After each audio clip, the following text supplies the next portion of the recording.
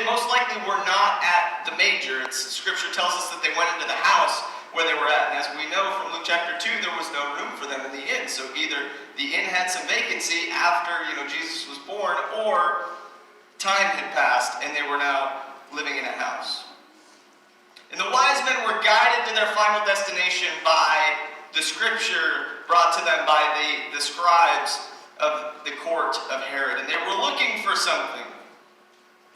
They knew that Jesus was special. They came into the court of Herod saying, we're looking for the king of the Jews. And at that point, you might know that Herod was the king of the Jews. So if I'm Herod, I'm concerned. Because this is, you're looking for the king of the Jews. Hello, you're looking at him. Yeah. So I would be skeptical, as Herod was. And I don't know how they ended up in the court of Herod, because I would imagine that not any traveler who would stop and ask for directions in Jerusalem would end up in the court of the king. Right. So I have to imagine that perhaps news traveled that, maybe the wise men showed up at the gate and said, hey, we're looking for the king of the Jews. And they're like, okay, well, Herod's appointment on Tuesday. We can get you in then. And then, they just made their way up and somehow ended up in the court of Herod and said, okay, here's our question. We've been asking everybody, where is the king of the Jews? And so when Herod heard this, rightfully, he was troubled. And all of Jerusalem with him, because they all kind of put that together that, hey, they're looking for the king of the Jews. These wise men are looking for the king of the Jews, but we already have a king. And so what's happening here? And so Herod, as he would do, as a king would do, he gathers the chief priests, the scribes, and everybody who might know something about what in the world these guys are looking for. And he inquires of them where the Christ is to be born.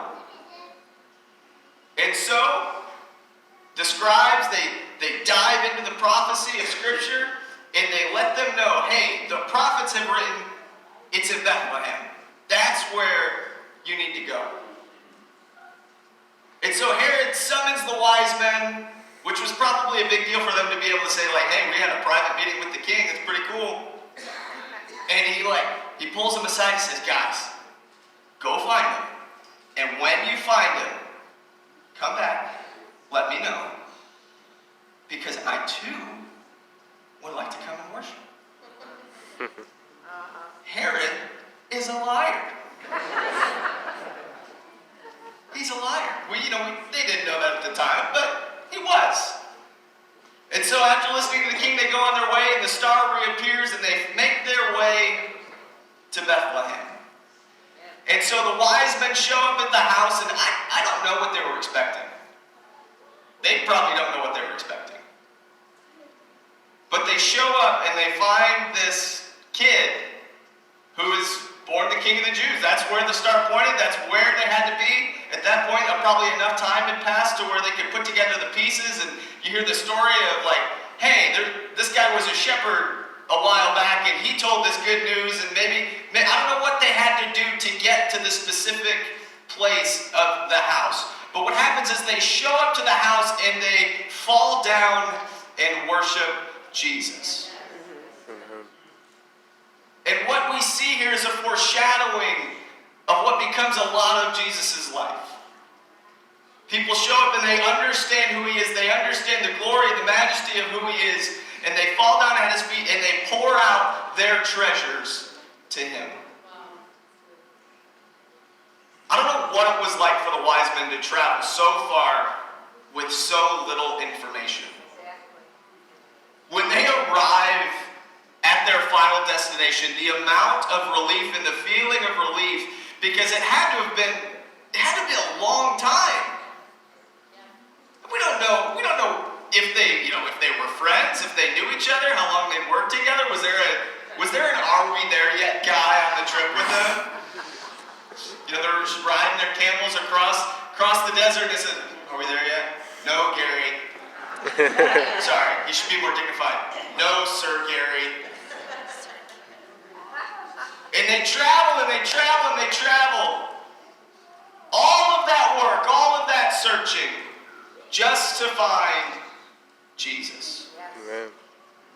Yes. for some of them.